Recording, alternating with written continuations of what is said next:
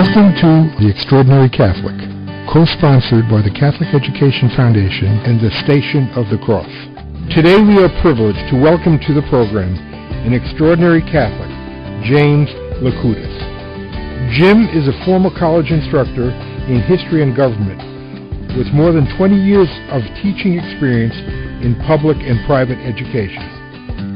A nationally known writer and lecturer on catechetics, sex education, and liturgy, he has published many articles on these and other subjects of interest to the Catholic laity. He was co-founder and leader of Credo of Buffalo, a chapter of Catholics United for the Faith, a lay organization formed to promote the truths and doctrines of the Church. In 1977, Jim translated from the French René Casson's St. Thomas Aquinas, Orthodoxy and Neo-Modernism in the Church, and is the author of several books dealing with sex education and the ecclesiology of the Eastern Orthodox churches. Author of many articles on liturgical problems following the current reforms of the Second Vatican Council, he co-authored The Pope and the Council and the Mass, Christopher Publishing House, which has been hailed as an outstanding defense of Pope Paul VI's Ordo Missae. A convert to the Catholic Church in 1952, Jim Likoudis has since devoted a great deal of his efforts to foster the reunion of the Eastern Orthodox churches with the Catholic Church. He has lectured extensively in the U.S., Canada, Australia, New Zealand, and England about the many issues affecting education, family life, and the role of the laity in the Church. James Likoudis is the 2002 recipient of the Blessed Frederick Ozanam Award for Catholic Social Action.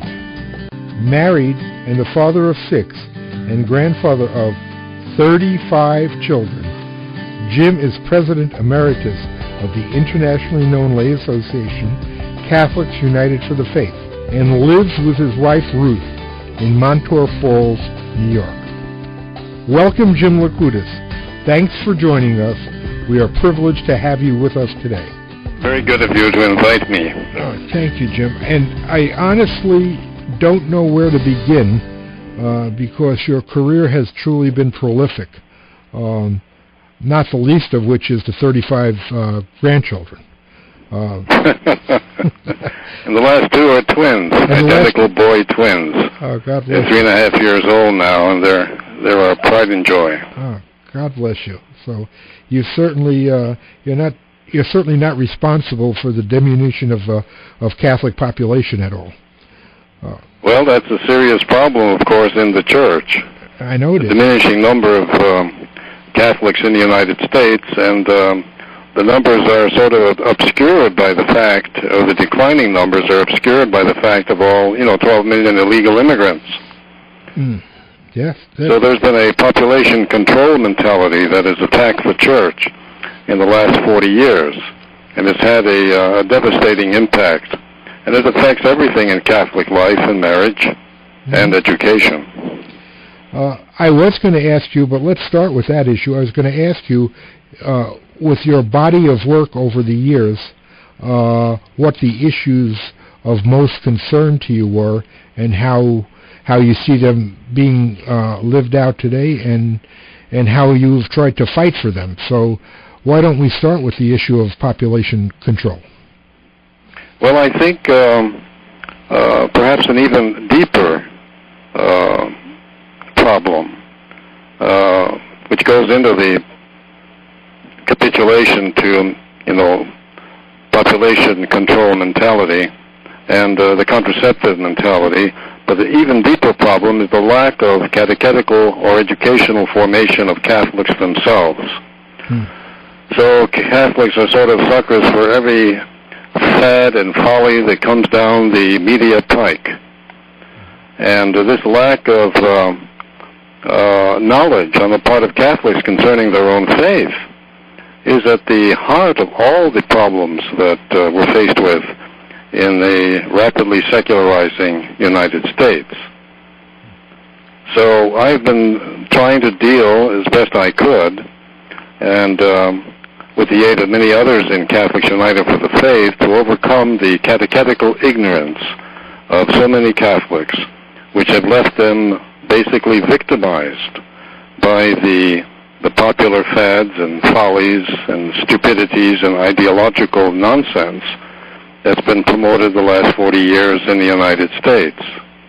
And one of those, of course, is the contraceptive mentality, where children are regarded as the enemy. Children are regarded as an impossible burden. And I remember Mary Calderon's saying some years ago, she was that leading sex educator who came to Buffalo many years ago and basically said that pregnancy was a disease. And with this kind of stuff being spread by the media and even in government circles and institutionalized via legislation, I mean, the federal government spends millions and millions of dollars for population control. And basically millions of dollars going to Planned Parenthood from the federal government to basically undermine Catholic and other Christian family life. What have you tried to do about it, and what, if anything, is the Church doing about this? Well, unfortunately, we have the problem of dissent in the Church, where you have those who continue to call themselves Catholics basically subverting Catholic doctrine or not expressing belief in it, or just engaging in the conspiracy of silence concerning these very serious issues. As a Catholic organization, we have tried to encourage parents to, live up to the standards of Catholic family life. Vatican II had a great deal of teaching with respect to the proper role of parents in education, what parents ought to be doing to combat the secularizing trends of society, meaning, life without God. Mm-hmm. And we've tried to organize parent groups and also chapters of Catholics United for the Faith, to try to, in a visible way, give support to and to defend the teachings of the Catholic Church on all family life matters. And unfortunately, you have opposition even from within the Church by dissenting groups, Call to Action, for example, or many of the other organizations that were excommunicated by Bishop Bruskowitz, right. The Bishop of Lincoln, Nebraska, right, who actually excommunicated dissenting Catholics who no longer believed Catholic teaching and tried to continue to pass themselves off as Catholics. So, as an organization and also as an individual, I've tried my best to reach out to others, especially through media performances. I remember being on quite a few Geraldo shows. Oh, really? And a number of other such programs, where I found myself debating priests and religious in terms of, what constitutes Catholic teachings.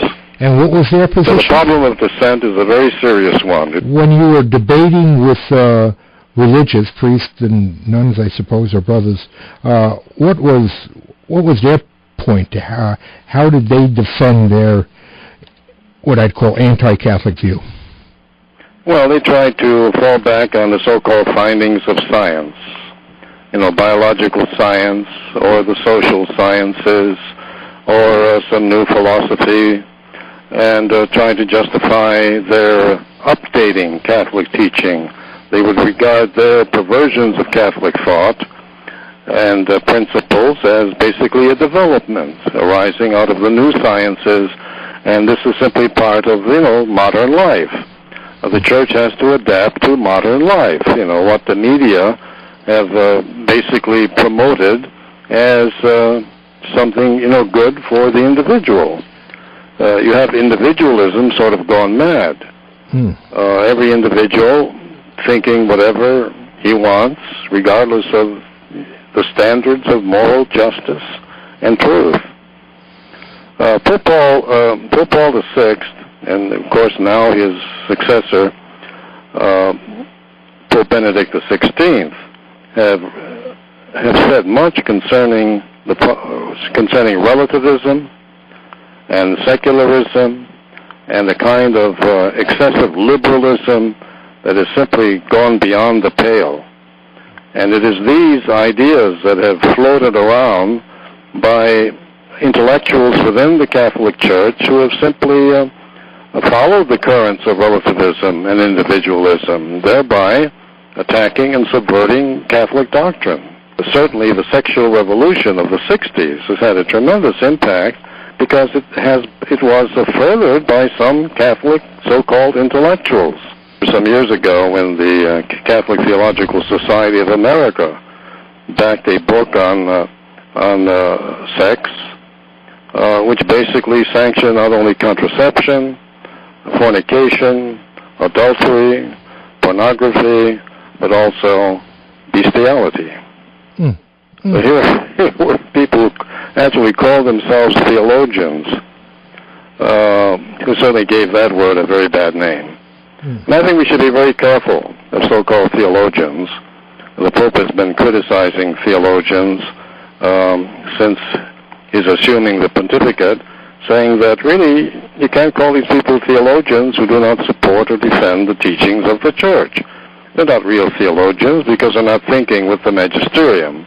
They're not thinking with the mind of the Church as expressed by the Pope and the bishops, who have given us very definite directives and very definite teachings on faith and morals. And we will see what the Pope does when he comes to the United States, because already you have quite a few newspapers saying, Pope coming to seriously divided Catholics in America. And I'm sure he's going to deal with some of that problem. In case you have just joined us, this is The Extraordinary Catholic, and we are talking with author Jim Likoudis. In terms of the sexual issue and the population control issue, what kind of role or how significant was the role of Humani Vitae and the dissent around Humani Vitae contributing to that? Well, the dissent in the Church was basically over the rejection by so-called Catholic intellectuals and some theologians following Charles E. Curran of Rochester, a Rochester priest, who led the revolution against Humani Vitae. And soon he had about 800 people teaching in universities and colleges supporting his stance. And unfortunately, the bishops did not deal directly with this threat, with this menace, which has only resulted in the spread of dissent among Catholics who think they can contracept at will or fornicate at will or engage in adultery at will, and it doesn't affect their status as members of the Church. So the sexual revolution was directed against Catholic teaching on contraception. Actually, even before that, back in the 30s, you already had the attack on the Church in terms of many wanting the Church to accept divorce and remarriage. The controversy over divorce in the 30s opened the Pandora's box of all the other sexual sins which were to spread in the Church. And of course, in the last number of years, as we know, the sexual scandals, the clerical scandals over abusive priests, has been a very, very sad development. But it's been sort of the natural effect of dissent in the Church resulting from the attack on Humani Vitae by people who call themselves theologians, like Charles E. Curran, and there are so many other priests teaching in seminaries, in universities and colleges, and even in our high schools, who brainwashed basically a whole generation of young people to accept secular standards concerning human sexuality. Short of direct intervention by the Holy Spirit, what is it that you are doing now and we can all do to reverse the tide? Well, simply speaking openly and publicly where we can, by letter writing, by appearing on various programs. Remember Donahue? Yeah. I think he was just on Hannity the other night. He was. I was on quite a few programs with this basically dissenting Irish Catholic, who in his heyday had quite an influence, where if Catholics appeared on his program, they're actually booed by the audience, as well as taken to task by Donahue himself. So Geraldo and Donahue and so many other programs back in the 70s and the 80s, they did a lot to attack, let's say, Catholic culture. And so it's up to the Catholic layman today to be active and to publicly speak out and allow himself to be intimidated by the secularists and the relativists and the individualists of our time who are simply at work destroying the moral fabric of American society, as well as injuring, the church itself.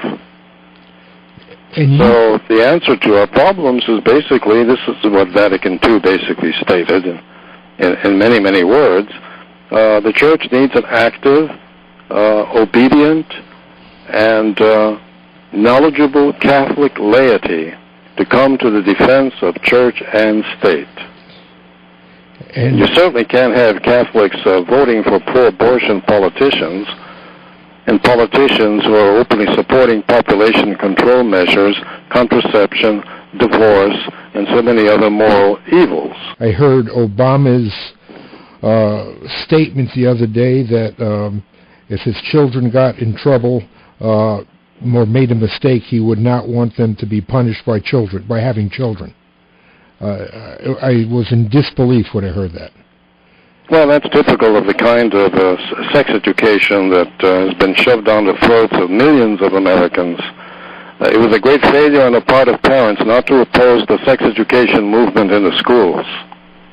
Once they allowed these sex ed programs to come into being in their public schools, they lost control of the educational process. Yeah, so now look at what's happening in the public schools, morally. And remember, or if you remember, in New York State, they didn't call it sex education; they called it health education. And well, they were very clever. And I was clever in the way they duped people. But if you examine the content of their health programs, it dealt with sex. Yeah, I think I was on the early edge when I was an educator in 1968, teaching in a Catholic school where they mandated health education. And that was controversial to the extent that showing a kid taking a shower caused a big stink. And today that's obviously very, very mild and tame compared to very mild and tame, to be sure. What the curriculum is. So you have some school instructors handing out condoms. They're chattering about sex in the classroom, destroying the sense of privacy and reserve and reverence, which always must accompany the sexual sphere. But once it's so publicized and through the so-called educational system, you have a very destructive ethos being spread in schools, where the kids become jaded, they become boisterous, they become sexually uninhibited, and you have sexual delinquency following. But that's almost extremely difficult now because sex education is so entrenched as a part of normal public school education, and unfortunately has come into our Catholic schools. Right, and I remember back in 1967 in the Diocese of Rochester, I was absolutely appalled at what was happening in the local public school that children were attending. We tried to fight it. It's the Catholics on the school board who put the program in. And as far as the diocesan schools were concerned, I wrote Bishop Sheen at the time, expressing great disenchantment at what was happening in Catholic schools, or what was threatening to happen in Catholic schools. And he sent me a very nice letter saying, I agree with you.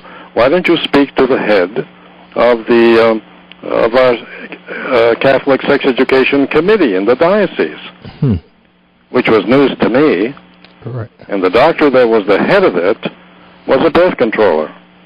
Oh, my God. Not only that, he liked to tie women's tubes. Oh. He was the head of the Catholic Sex Education Committee in the Diocese of Rochester, and later contributed to one of the first sex education programs to be introduced into Catholic schools nationwide. Was Bishop Sheen aware of the guy's background? I don't know. All I know is that for one reason or another, he did allow a formalized program of sex education to be introduced into the Catholic schools of the diocese, and they are now very much entrenched. Interestingly,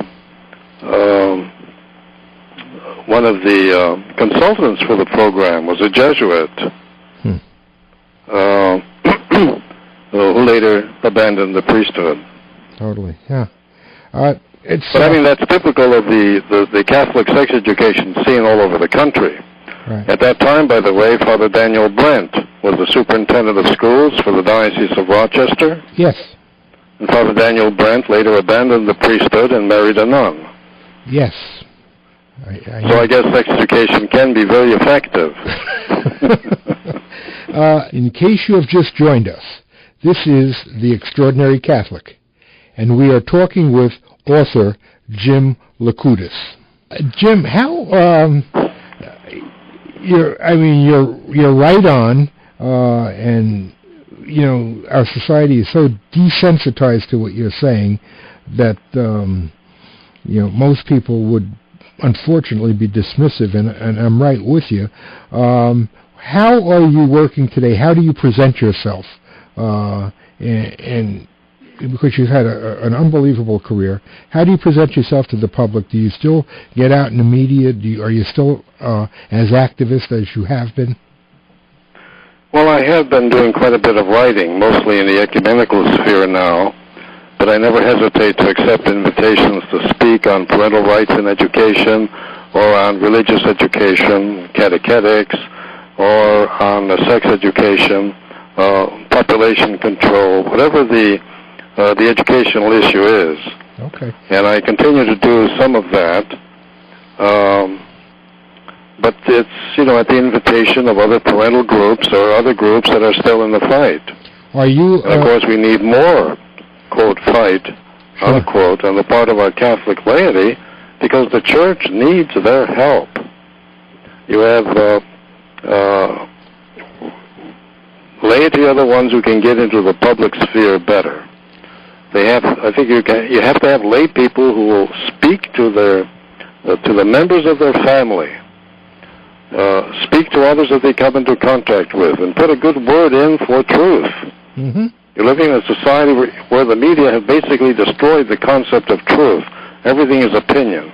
Sure. You have your opinion, he has his opinion, she has his opinion. Fair and balanced means just sharing opinions. Right. Or debating opinions. Right. But where's the truth? Right. The Church has the truth. Yeah. The Church is the spokesman for Christ in the modern world. Right. And the Church speaks the truth of Christ. And we have to have more vigorous pronunciation of those basic facts, namely that the Church is committed to truth, and we must stand up for truth amidst the false opinions of the day, which are destroying the fabric of society, destroying our families, destroying the whole concept of marriage. Look what's being legislated in some states. I know. Same-sex arrangements and so forth. I mean, as far as sexuality is concerned, you have open-ended pornography. You can't take a car across New York State or Pennsylvania or North Carolina without seeing huge signs, for adult entertainment. Yeah. And it's a society that basically has turned its back upon Christ. Have you, I'm sure you're familiar with the Screwtape Letters of C.S. Lewis. Yes. The very first letter of Uncle Screwtape to Wormwood exactly set this strategy out in great detail. The fact that don't ever get your people, from the point of view of the devil, to think in terms of right or wrong or think in terms of truth. Just get them to think in terms of the expedient and the relative. And that's exactly what has happened. So Screwtape was successful, I think, in that regard. What are your thoughts on the homeschool movement?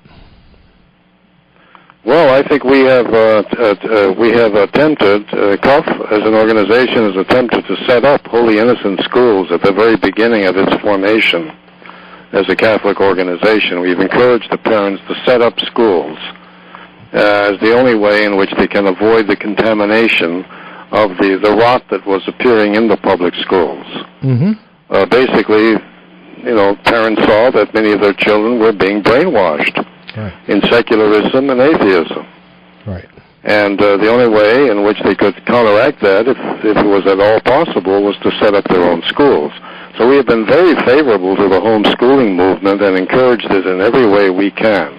Okay. Many of our CUF chapters of Catholics United for the Faith, sometimes even started as homeschoolers.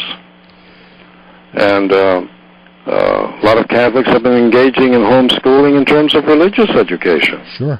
I mean, this is the heart of the problem, isn't it? Yes. An authentic education must be a religious and moral education of the child.